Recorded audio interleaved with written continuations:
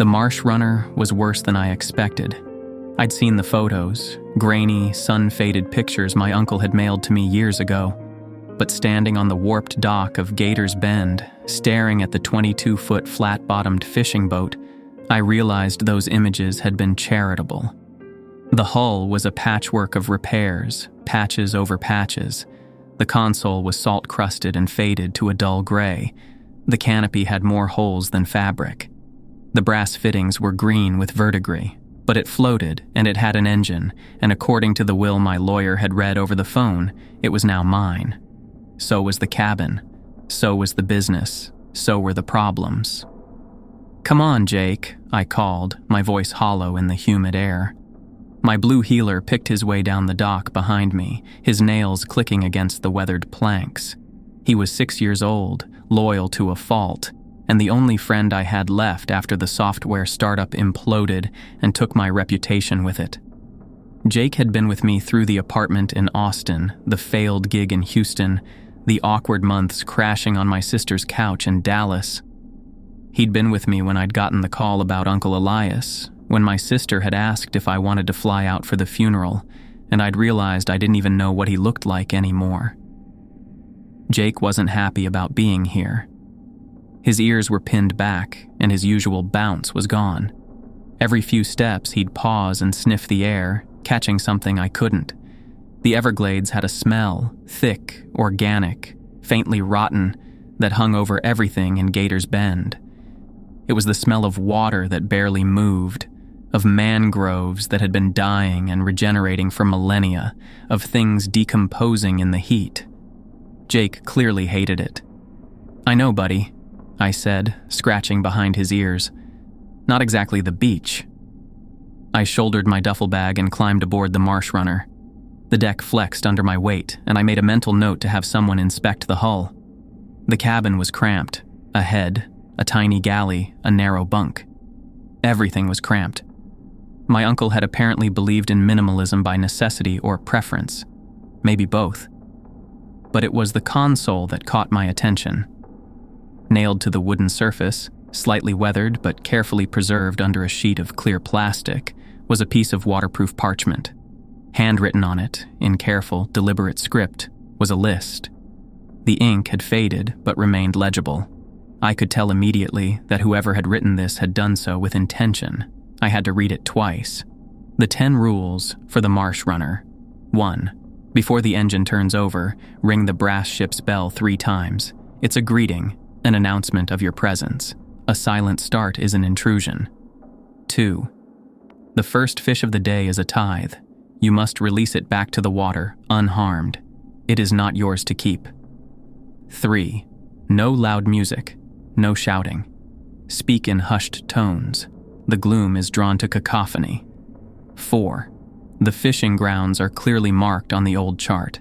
The sectors shaded in gray, the Whispering Mangroves, Sorrow Creek, and the Stillwater, are never to be entered. The fishing there is not worth the price. 5. Never stare into the deep, still black water for more than a moment.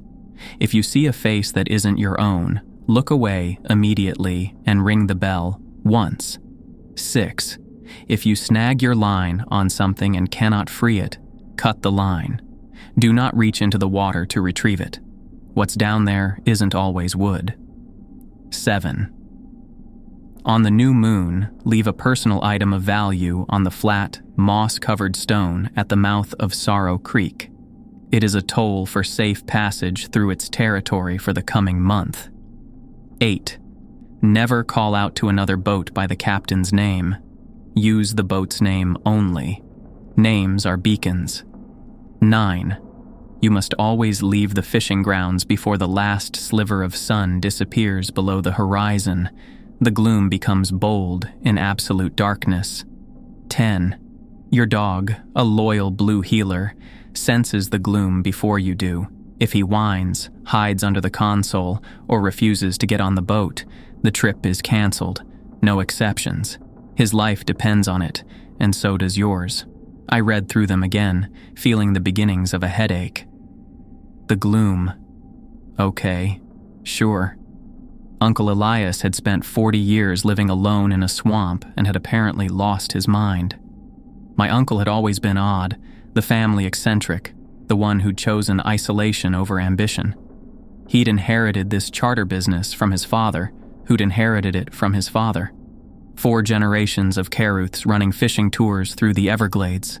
My grandfather had expanded it into a real business, with promotional materials and partnerships. My uncle had let it shrivel into a ghost operation that barely paid his property taxes. I'd assumed it was because he was lazy or damaged or both. Now I was starting to understand that it was because he was scared. These weren't the rules of a businessman. These were the rules of someone trying to appease something. Someone who'd learned those rules the hard way, maybe. Someone who'd paid a price for breaking them. The specificity of them. The ritualistic nature. It all suggested that Uncle Elias hadn't written them down as a joke or a quirk. He'd written them down as a warning. Jake jumped into the cabin with me and immediately crawled under the narrow bunk, pressing himself against the hull as if he could make himself invisible. I'd seen him anxious before, but this was different. His entire body was trembling. "Hey," I said softly, crouching down. "It's okay. We're just staying here tonight." Jake didn't come out. He just watched me with dark, worried eyes. I stood up, rubbing the back of my neck. The cabin felt smaller than it had moments before. I could hear the sound of the swamp through the open window. Insects, mostly. A constant churring that was almost like static. Underneath it, occasionally, the distant bellow of an alligator. The humidity was oppressive, making my shirt stick to my skin. Even the small cabin felt like it was suffocating me with wet air. I needed to get out, get my bearings, figure out what I actually had here. The town of Gators Bend consisted of exactly 3 businesses: a general store, a boat repair shop, and a motel that looked like it hadn't been remodeled since 1987. The population was maybe 500 people, mostly old folks who'd retired here, or families who'd never left. The roads were all gravel. The humidity was suffocating. I could see the swamp from almost everywhere. Vast, flat, impenetrable water with cypress trees and mangroves. The landscape stretching out in every direction like some primordial nightmare. Nothing about this place felt welcoming. I'd spent the last 6 months in Austin, in a glass office building, staring at code. This was about as far from that as possible. This was exile. This was surrender. The general store was the only place that looked inhabited. I pushed through the screen door, leaving Jake on the porch. He didn't want to come inside anyway. The owner was a woman in her 70s, with iron gray hair and the kind of weathered tan that comes from a lifetime in the sun. Her name tag said Margie. "You're Elias's nephew," she said. It wasn't a question. "News travels fast," I said. "News doesn't travel at all in Gators Bend. Margie just knows things." She smiled, and it was sad. "I'm sorry about your uncle. He was a good man." "I didn't really know him," I admitted. "We saw each other maybe 5 times after I was 12. Margie nodded, as if this confirmed something she'd suspected. He kept to himself, but he was good about what he did, understood the balance.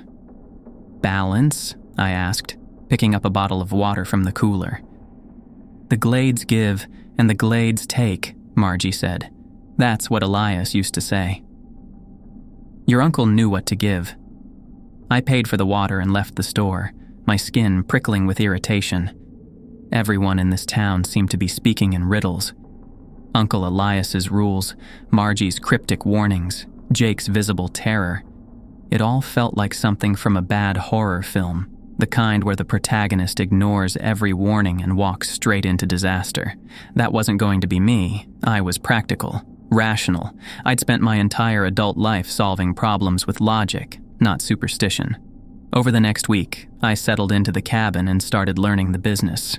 There were files, old chartering records, customer information, booking details. My uncle had apparently been running about 3 charters per month, which was pathetically low. The rates were laughably outdated.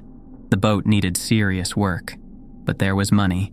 50 grand in a checking account that my uncle had been saving over decades. Not much, but enough to live on while I figured things out. I also figured out the rules. Or rather, I decided which ones I could ignore. My first charter was with an older man named Raymond who wanted to fish for redfish. He came alone, which I appreciated. I took him to the standard spots, the areas marked on the chart with green checks. Before I started the engine, I reached up and grasped the brass bell. It was surprisingly cold under my fingers. 3 rings, like the rule said.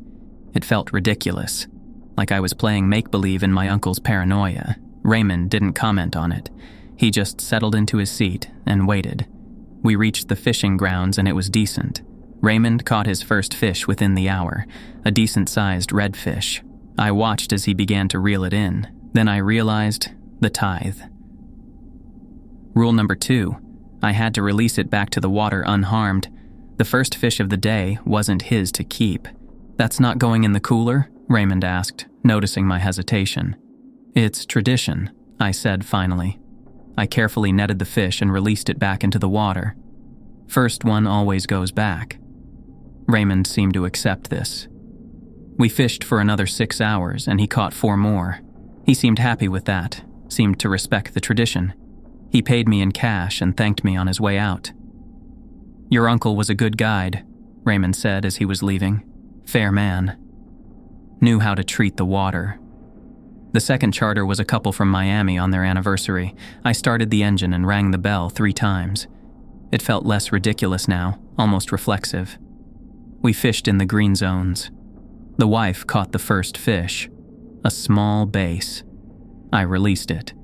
She didn't protest. They seemed to understand, or at least accept, that this was how things were done. They had a good day, caught plenty of fish that they did keep, seemed happy. The third charter was a solo angler looking for trophy bass.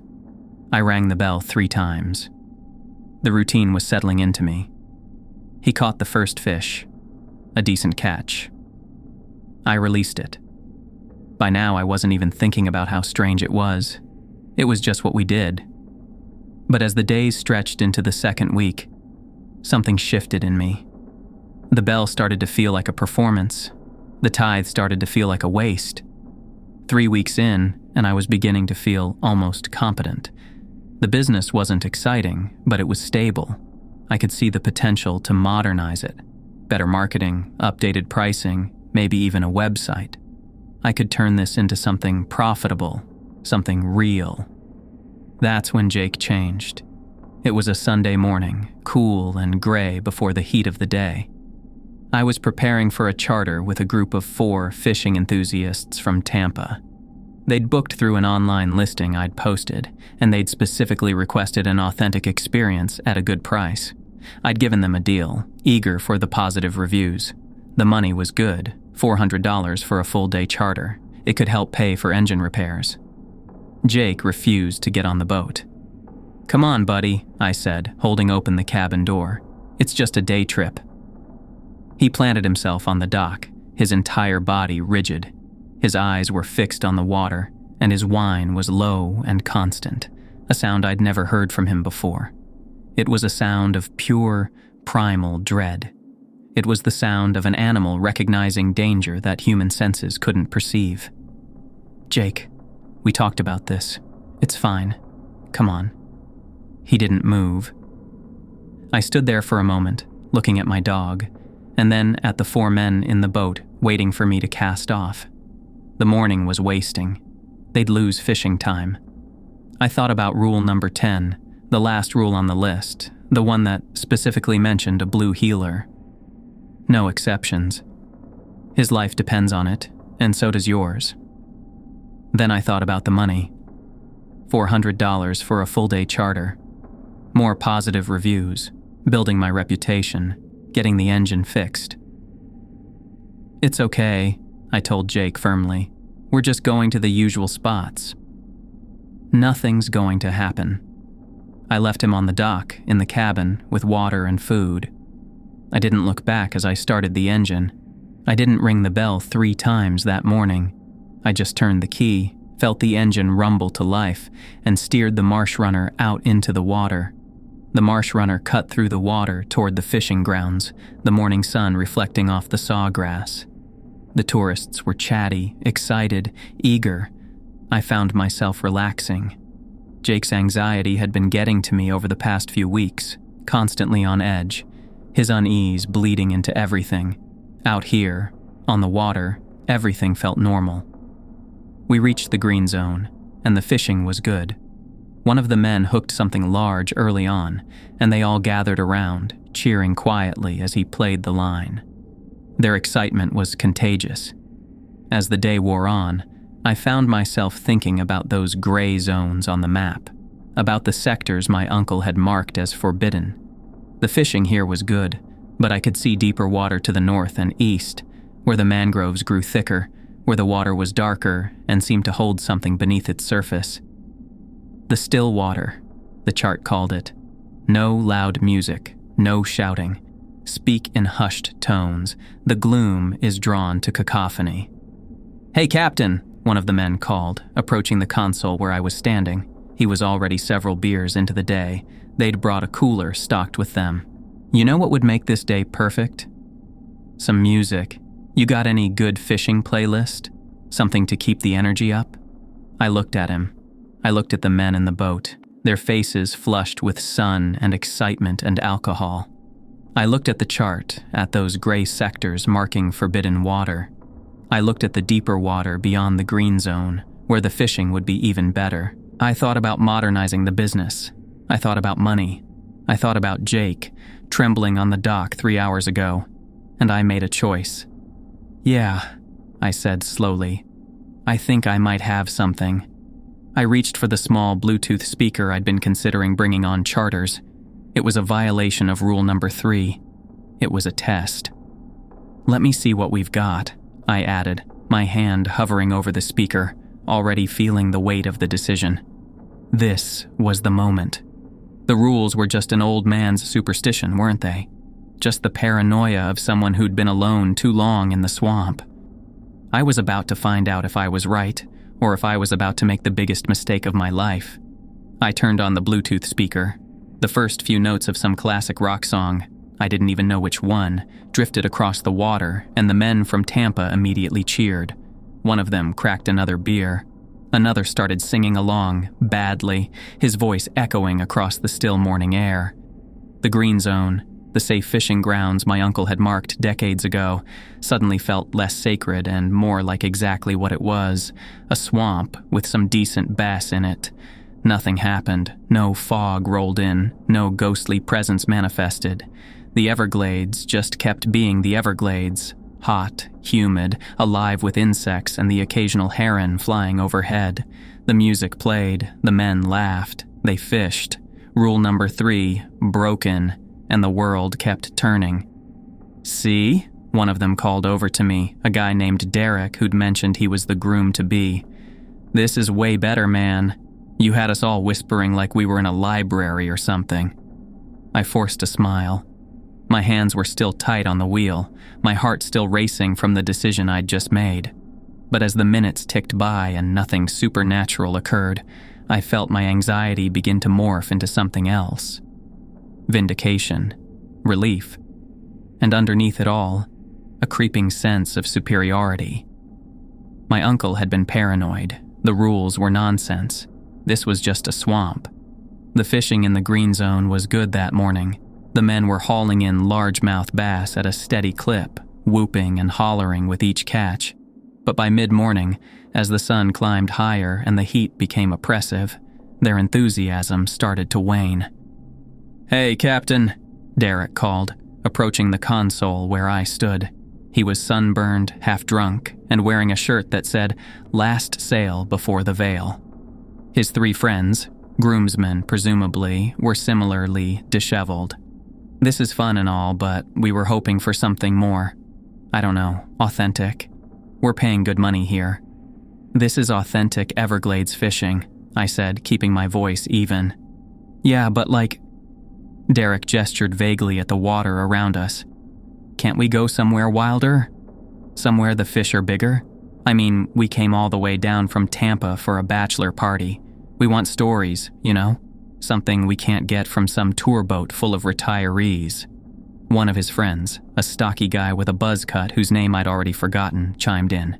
We saw this documentary once. They went into these deep mangrove tunnels, super remote. The fish were monsters. That's what we want. I should have said no. I should have explained that the green zones were marked green for a reason, that my uncle, who'd spent 40 years navigating these waters, had deliberately avoided certain sectors. I should have told them about the rules. Instead, I thought about money. $400 was good. But Derek leaned in closer, his breath reeking of beer, and said, "We'll pay you triple if you take us somewhere off the beaten path. $1,200, cash, right now. We just want one epic story to take back. $1,200. That was 3 weeks' worth of charters at my current rate. That was the engine repair I needed. That was the new canopy, the fresh paint, the updated electronics. That was proof that I could make this business work, that I hadn't failed again." I looked at the chart mounted beside the console. The green zones where I'd been taking clients were clearly marked with check marks. But to the north and east, there were 3 sectors shaded in gray, marked with my uncle's careful handwriting: Whispering Mangroves, Sorrow Creek, and the Stillwater. Rule number 4 echoed in my mind. The fishing grounds are clearly marked on the old chart. The sectors shaded in gray are never to be entered. The fishing there is not worth the price. But I'd already broken rule number 3. Nothing had happened. And rule number 10, Jake's refusal to board, should have canceled this trip. But Jake was back at the cabin, probably sleeping, and I was out here, fine, with paying customers who wanted an adventure. Maybe my uncle had been overly cautious. Maybe the gray sectors were just dangerous from a navigation standpoint. Submerged logs, shallow water, easy places to ground a boat. That would make sense. That would be rational. "The Stillwater," I said slowly, pointing to the darkest of the gray sectors. "If we go there, the fishing will be better. But you need to understand, it's remote. There's no cell service. If something goes wrong, we're on our own." Derek grinned. "Perfect. That's exactly what we want." I hesitated for one more moment, my finger tracing the boundary line on the chart. The Stillwater was perhaps 3 miles northeast of our current position. The chart showed it as a sector of deep, dark water surrounded by dense mangrove forests.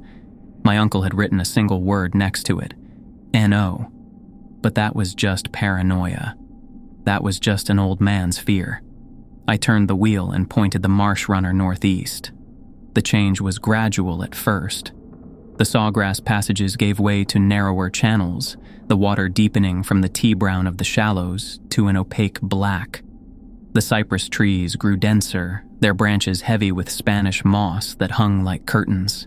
The sunlight, which had been harsh and direct in the green zone, became diffused and gray as we moved deeper into the canopy. The music was still playing, some upbeat country song now, but it felt wrong here.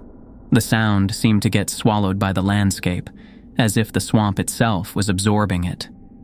"This is more like it," one of the groomsmen said, but his voice lacked conviction. Even drunk and sun-addled, they could feel the shift. I could too. The temperature had dropped, maybe 5 or 10 degrees. The air smelled different, not just the organic decay that permeated the entire Everglades, but something else. Something mineral and cold, like the inside of a cave. My skin prickled with goosebumps despite the humidity. I thought about Jake, refusing to board this morning. His whine, that low primal sound of warning. I thought about turning back, but then I saw the water ahead, opening into a wide, still expanse. The Stillwater. It was perfectly named. The surface was like black glass, reflecting the gray sky and the twisted shapes of the mangroves that ringed it. There was no current here, no ripples, nothing to suggest movement of any kind. "Holy shit," Derek breathed. "This is incredible." I cut the engine, letting the marsh runner drift into the stillness. The music was still playing, but it sounded tinny and small now, a pathetic human noise against the vast, ancient silence of this place. "Can we fish here?" one of the groomsmen asked. "Yeah," I said, my voice hoarse. "Yeah, go ahead." They baited their lines and cast. Within seconds, the first one got a hit. The rod bent nearly double, the reel screaming. The guy yelped in excitement and his friends crowded around him. I watched as he fought the fish as it thrashed and dove in the black water. When he finally hauled it up, it was a largemouth bass that must have weighed 8 or 9 pounds, easily the biggest catch of the day. Its scales were dark, almost black, and its eyes seemed strangely clouded. "This is insane," Derek shouted, already casting his own line. "The fish here are huge." And they were. Within 10 minutes, all 4 men had hooked trophy-sized bass. Their initial unease evaporated in the face of success. They were laughing again, shouting, playing their music louder. Someone turned it up, and the bass pounded across the water. I should have stopped them. I should have remembered rule number 3. No loud music, no shouting. Speak in hushed tones. The gloom is drawn to cacophony. But I didn't, because part of me, the part that was vindicated, the part that had been right to ignore Jake, right to ignore the rules, wanted to see what would happen, wanted proof that my uncle had been wrong, that I was smarter, more modern, more rational. And another part of me, deeper and darker, simply didn't care anymore. I'd already made the choice. I'd already crossed the line. The men fished for another 20 minutes, their voices growing louder, their celebration more raucous. They'd caught a dozen massive bass between them. One of them suggested jumping in for a swim to cool off. I told him no, told him the water wasn't safe, but my words lacked authority. I'd brought them here, I'd let them break every rule. That's when the fog came. It didn't roll in like normal fog. It didn't drift or creep. It simply appeared, materializing on the far side of the still water, like something emerging from behind a curtain. It was thick and low to the water, and its color was wrong. Not white or gray, but a sickly, bruised purple, like old meat. "What the hell is that?" one of the groomsmen said, his voice suddenly small. The fog began to move toward us, faster than any natural fog should move. It crossed the water in seconds, swallowing the mangroves on the far shore, consuming the reflected sky, erasing everything behind it. The music was still playing. The men were still standing there, rods in hand, frozen in place. I reached out and shut off the speaker, my hands shaking. The sudden silence was deafening, but it was too late. The fog reached the boat, and the temperature plummeted. I could see my breath. The men could too. Derek's face had gone pale, his earlier bravado completely gone. "Captain," he said quietly, "I think we should go." I started the engine, or tried to. I turned the key, and nothing happened. No rumble, no cough, not even a click. The marsh runner was dead in the water. "Come on," I whispered, turning the key again and again. "Come on, come on, come on." Nothing. The fog surrounded us now, so thick I could barely see the bow of the boat. The black water beneath us was perfectly still, and in the silence, I heard it. A sound. Not quite a voice, not quite a whisper. It was like static, like white noise, but underneath it there were patterns, words maybe, or the memory of words, spoken in a language that had never been human. One of the groomsmen started to laugh. It wasn't a happy sound. It was high-pitched, nervous, bordering on hysterical. "Shut up," Derek hissed. "Just shut up." But the laughter continued, and then I saw it, movement in the fog. Not shapes, exactly, but suggestions of shapes. Tall, thin things that might have been trees or might have been something else. They surrounded the boat, just beyond the edge of visibility, and they were watching us. I tried the engine again. Still nothing. My heart was hammering so hard I thought it might break through my chest. This was real. This wasn't paranoia or superstition or an old man's fear. This was real, and I had brought these men into it, and I had no idea how to get them out. "Leo," Derek said, his voice shaking. "What is this?" I didn't have an answer. Because the truth, that I'd ignored every warning, broken every rule, led them into a place my family had spent generations protecting people from, would sound insane. But as the fog pressed closer and the temperature dropped further, and those shapes in the mist grew more solid, more present, I realized that insanity might be the least of our problems. The gloom had found us, and it was hungry. The fog didn't feel like fog. It felt like pressure, a weight pressing down on the boat, on my chest, on my mind. The temperature had dropped so far that our breath came out in visible clouds, and the black water beneath us had begun to move, though there was no wind. Small ripples spread outward from nothing, as if something vast was stirring in the depths below. I thought of Jake, of his refusal to board this morning, of his low primal whine, the sound of an animal recognizing danger that human senses couldn't perceive. I had left him on the dock with water and food, had told him it was fine, that nothing would happen. But even then, I had known I was lying.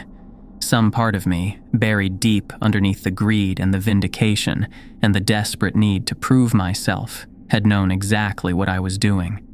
Derek's face was completely drained of color now. His sunburned skin had turned a sickly gray. "What is happening?" he whispered. His voice shook. "Leo, what is this?" I didn't answer. I couldn't. Because I was beginning to understand that everything my uncle had warned me about was real. Every rule, every cryptic warning from Margie at the general store, every careful notation on that waterproof parchment nailed to my console, and I had walked 4 innocent men directly into its mouth. The gloom wasn't attacking. It was waiting, watching. The fog seemed to have a texture to it now, almost viscous, as if it had become a physical thing rather than mere atmospheric vapor. I could feel it brushing against my skin, cold and slightly oily, leaving behind the faint scent of something mineral and ancient. And beneath the oppressive silence, I could hear that sound again, that static-like whisper that wasn't quite a voice. It was underneath my skin now, vibrating in my bones. I realized I could almost understand it. Almost grasp the meaning of those not quite words, but understanding felt dangerous. Understanding felt like surrender. One of the groomsmen, the stocky guy with the buzz cut whose name I'd forgotten almost immediately, started to laugh. It was a small, uncertain sound at first, almost like a nervous hiccup, but it built, grew louder, more uncontrolled. His entire body seemed to be vibrating with it. His friends stared at him, their faces shifting from confusion to concern. "Hey man, you okay?" another one asked, reaching out to touch his shoulder. The gesture was gentle, worried. The gesture of someone who still believed his friend might snap out of whatever this was. The laughing man didn't respond. His eyes were still fixed on the water, but they weren't seeing anything anymore. They were the eyes of someone looking inward, watching something in his own mind that no one else could perceive, something vast and terrible and utterly fascinating. The laughter continued, high-pitched now, almost childlike, the sound of someone discovering a joke so hilarious it transcended all other reality. But his face was blank, vacant. Like his body was just a puppet and something else was operating it from within. I watched as something changed in him. It was subtle at first, just a slight slackening of his jaw. Then his shoulders relaxed. The tension that had held him upright seemed to drain away like water from a broken vessel. The laughter died mid-sound, cut off like someone had flipped a switch. His hands dropped to his sides. He just stood there, swaying slightly, his breathing shallow and mechanical, like a machine that had just been switched to standby mode. "Dude?" Derek stepped toward him, concern crossing his sunburned face. His earlier bravado completely evaporated. "You're freaking us out, man." The man didn't acknowledge him. Didn't acknowledge anything. He didn't even seem to see Derek, though Derek was standing right in front of him. He just turned, slowly, deliberately, like a machine, and looked down at his hands. He turned them over, studying them as if he'd never seen hands before, as if they belonged to someone else, as if they were fascinating, alien objects that had somehow attached themselves to his wrists. His fingers moved slowly, testing each joint, watching them bend and straighten with apparent wonder. I realized I was holding my breath. Then he smiled. Not a real smile. Not the smile of someone experiencing joy. A smile that came from somewhere deep and empty. A smile that had been programmed into his face by something that didn't fully understand human expressions. And he walked to the railing of the boat. Just walked. Steady. Purposeful. Like he'd been walking toward that railing his entire life. "Hey, hey, hey!" Derek grabbed his arm. His voice had risen, panic bleeding through. "What are you doing?" "Get away from there." For a moment, I thought Derek would be able to stop him. I thought maybe the man would snap out of it, whatever it was. Maybe Derek's grip would anchor him to humanity. Maybe his friend's fear would reach through whatever void had opened up inside his mind. But the man just looked at Derek with those blank, empty eyes. There was no recognition there, no memory of friendship or shared beers or laughter about stupid things, no trace of whoever he'd been. He turned back to the water and stepped over the railing. He stepped into the black water as if he was stepping into an elevator, as if it was the most natural thing in the world. He didn't struggle, didn't gasp at the cold that should have shocked his system. He didn't flail or panic or call out for help. He just stood there in the water, waist deep, then chest deep, staring at nothing. His mouth moved slightly, like he was trying to remember how to speak, but no sounds came out. Just empty movements of lips that had forgotten their purpose. "Oh God," Derek breathed. "Oh God, what the hell?" The second groomsman started to laugh. This one was different. His laughter was lower, more primal. It came from deep in his chest and sounded almost like barking. He was standing near the back of the boat, his fishing rod forgotten on the deck beside him. The fog seemed thicker around him, the purple bruised color deepening to almost black. As I watched, I realized the fog wasn't moving around him. It was moving through him, wrapping around him like living smoke, like it was embracing him, like it was intimate. I found myself on my feet, though I didn't remember standing. "Stop," I heard myself say. My voice sounded very far away. "Stop laughing. Please stop." He didn't stop. He kept laughing, and I could see his eyes starting to change.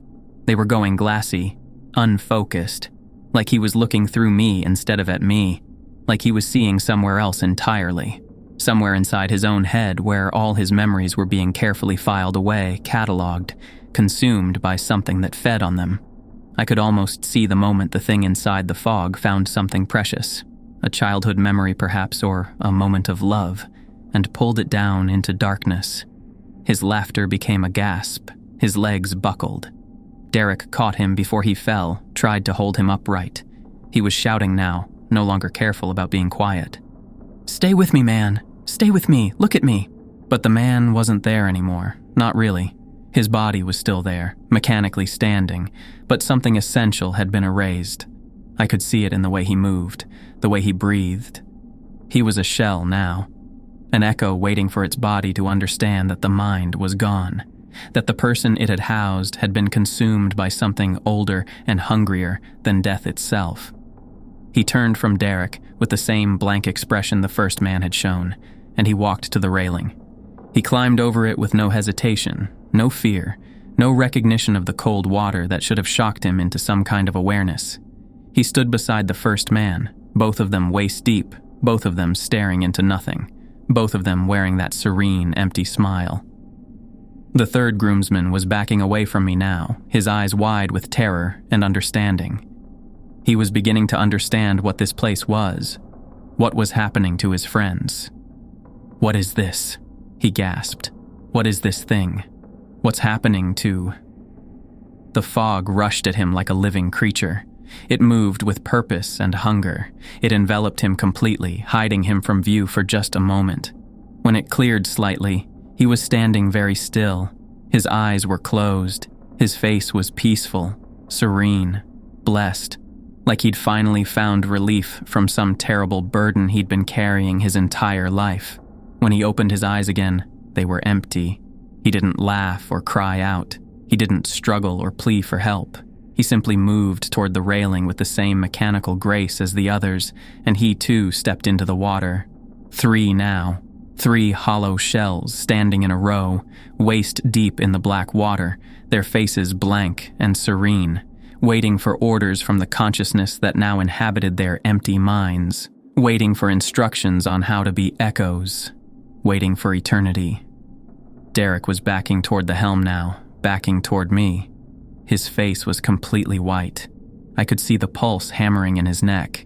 He was still alive, still himself, still Derek, still the man who had demanded triple money for an adventure, still the man who had laughed when I mentioned Jake's nervousness, still the man who had wanted proof that the old rules were just superstition.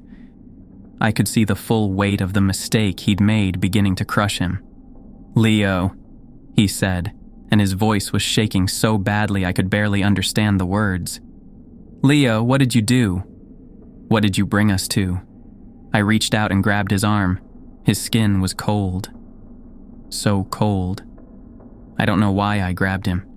Maybe I thought I could protect him through sheer force of will. Maybe I thought contact with another human being would be enough to anchor him to himself. Maybe I was just desperately trying not to be alone. The fog moved toward us both then. I could feel it touching my skin, cold and searching. It ran across my hands like fingers. It breathed against my face like a living thing. I braced myself for that same emptying sensation I'd felt coming from Derek, that same dissolution of self. I waited for my memories to start being siphoned away, for my identity to begin its dissolution into the vast, hungry consciousness that inhabited this place. But it didn't come. The fog touched me and passed through me like I was nothing, like I wasn't even there, like I was already a ghost. I watched in confusion and horror as it wrapped around Derek instead. His grip on my arm loosened. His eyes began to glaze over. "No," I said. "No, no, no, no." But it was happening. I could see it happening. Could see the man I had doomed beginning to fade away, becoming someone else, becoming nothing. His fingers released mine one by one. He turned to face me, and his eyes were already beginning to go blank. I could see the person inside them being replaced, erased, consumed. "Derek, look at me. Look at my face. Remember me. Remember Tampa. Remember your wedding. Remember your mother. Remember anything. Just remember." But words couldn't stop it. Words couldn't anchor anyone to themselves in the face of something like this. Words were just noise, just sound waves trying to hold back the ocean. Derek smiled that same empty smile and walked to the railing. He climbed over it with no hesitation, and he stood with the other 3, all of them now waist deep, all of them staring into the black water as if they could see something far below, as if they were looking at something beautiful. I was alone on the boat, alone with the fog and the sound and the weight of what I had done. The gloom had consumed 4 men in less than a minute. It had taken their minds, their memories, their entire identities, and left behind nothing but shells, echoes, things that looked human but weren't anymore, and I was untouched. The fog continued to swirl around me, but it didn't touch me like it had touched them. I was of the blood.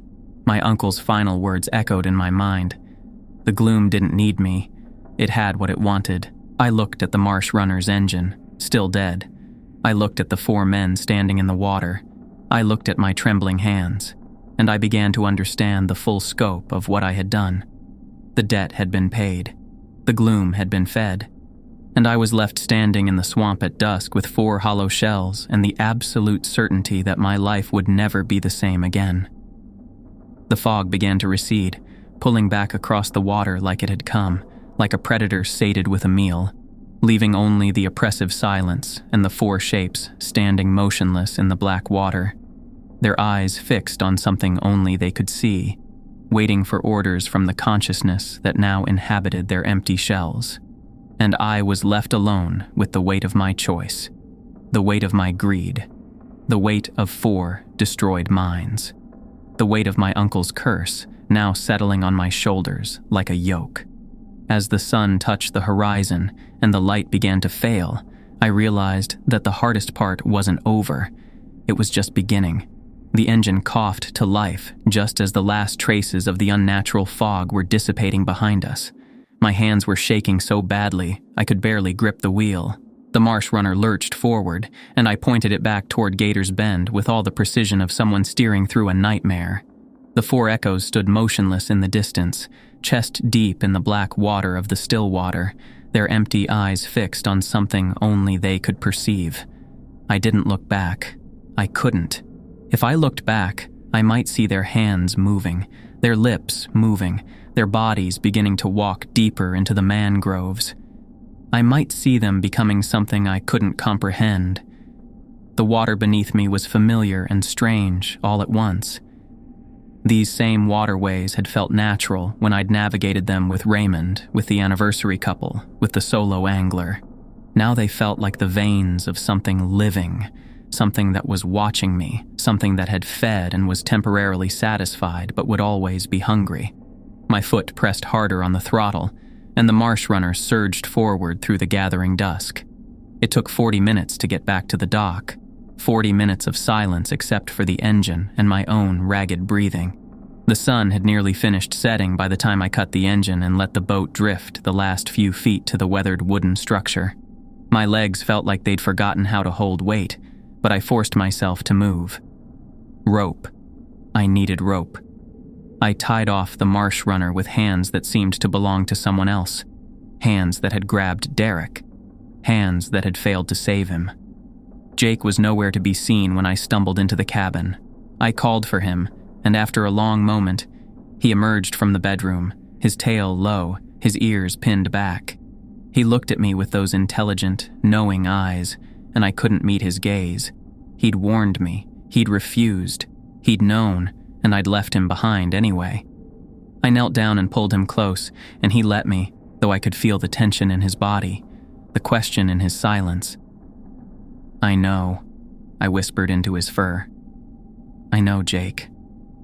I'm sorry. I'm so sorry." But sorry meant nothing. Sorry didn't bring back 4 men.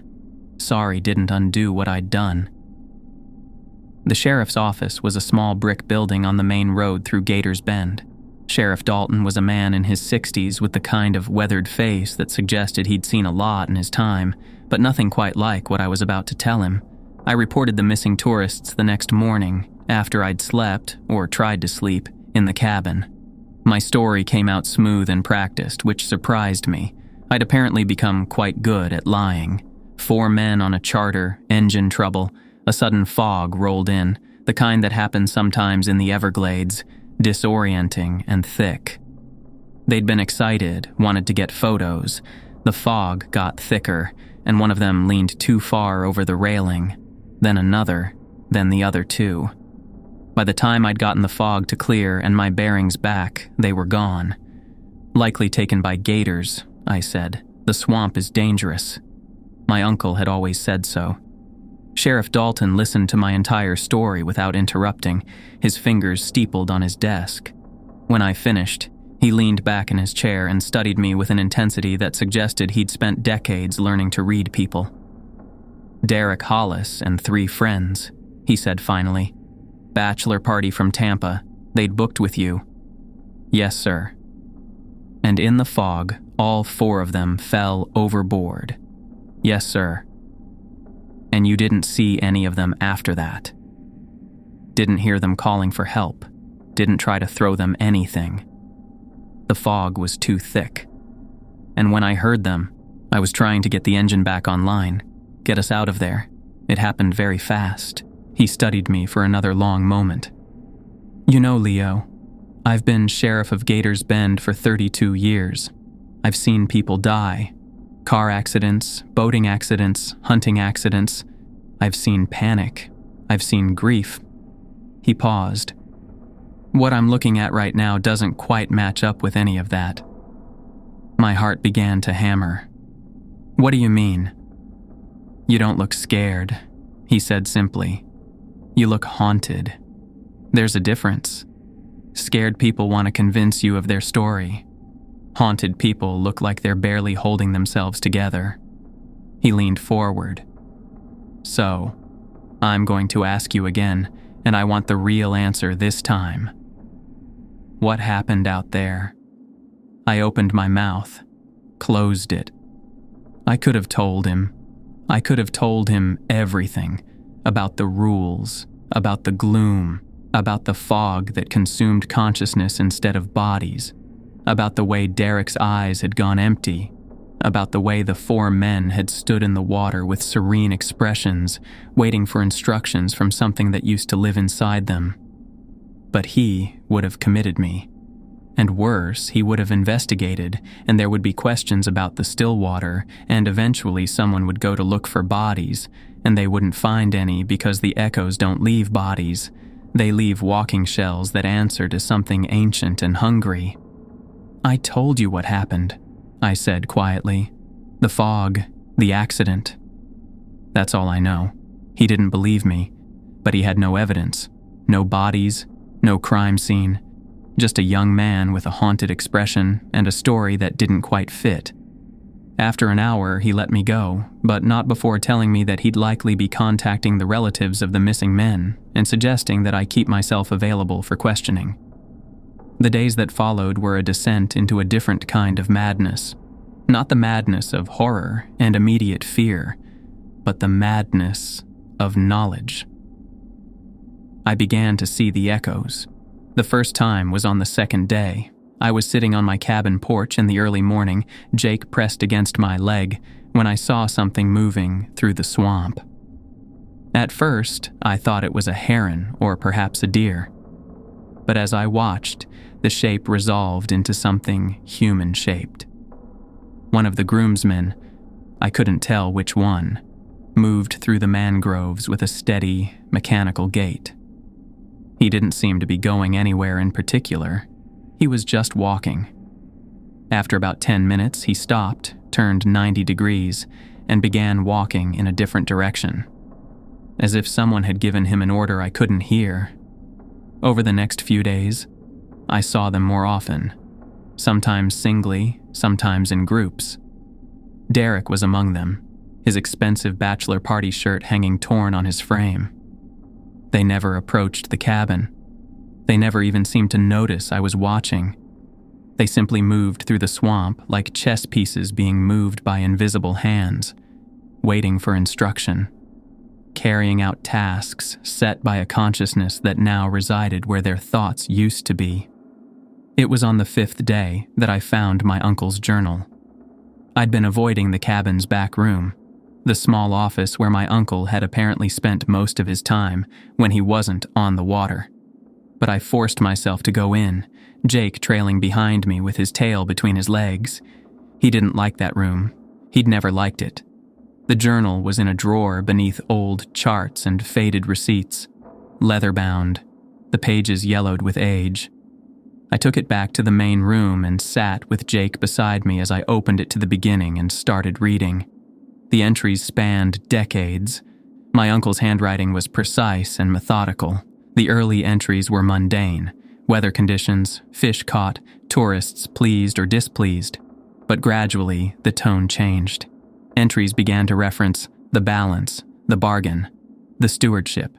The first entry that chilled me was dated to a year before I was born. "Another guide has fallen to the temptation," it read.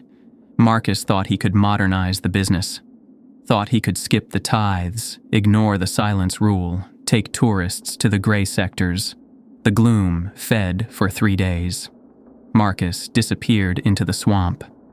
Father says the bloodline will always be tied to this place, that we cannot escape the debt, that our duty is not to profit from the Everglades, but to maintain the balance. I do not know if I believe this, but I am beginning to understand that belief is irrelevant. The debt is real, whether we acknowledge it or not. I read through years of entries, watching as my uncle slowly came to understand what I had just learned through horror. The family stewardship. The rules that weren't paranoia, but necessity. The fact that countless tourists had been safely guided through the glades because the rules were followed, and the terrible knowledge that the rules could be broken and that the cost of breaking them was not just deaths, but the feeding of the gloom itself, making it stronger, hungrier, more aware. Then I found the final entry. The handwriting was shakier, as if my uncle's hand had been affected by some tremor. The date was 2 weeks before he died. "Leo will inherit this burden," it read. "He will not believe the rules. He will think I was a crazy old man who let superstition consume him. I see this in him, the same pragmatism that I had when I was young, the same certainty that the world operates on rational principles, that there are no real demons, only natural phenomena explained by science. I hope he learns the truth gently. I fear he will learn it in blood. The gloom is not evil, it is old, older than memory. It exists in balance with this land, feeding on consciousness the way other creatures feed on flesh. The rules are not meant to destroy it, they are meant to appease it, to keep it satisfied with what it has, to prevent it from expanding beyond its territory, to maintain the bargain that our family struck generations ago. If the rules are broken, the gloom feeds. And when the gloom feeds on human consciousness, it learns. It grows aware in new ways. Each person it consumes teaches it something new about humanity, about desire, about fear. The more it learns, the more it can manipulate, the more it can entice people toward it. This is the true danger. Not that it will kill, it will not kill, but it will expand. It will draw more people into the gray sectors. It will create more echoes. Leo, if you are reading this, it means I am gone. And if you are reading this after breaking the rules, then you already know the truth. You already know what the gloom is. You already know what I could not prevent. I write this not to condemn you, but to tell you this. The gloom takes a heavy toll from the careless guide. It will not claim your life, for you are of the blood. It will not allow its source to be consumed, but it will claim your purpose. You are the warden now, Leo. Your life is no longer your own. Every day you must make the choice to follow the rules. Every day you must refuse the temptation to break them. Every day you must protect those who would otherwise be consumed. The debt is yours. The burden is yours. The blood is yours. And the only redemption available to you is the knowledge that by accepting this burden, you prevent the expansion of something that would consume far more than 4 men from a bachelor party. Forgive me for not being stronger. Forgive me for not preventing what is about to happen. The blame is mine for failing to teach you, but the responsibility is now yours. Welcome to the family business, Leo.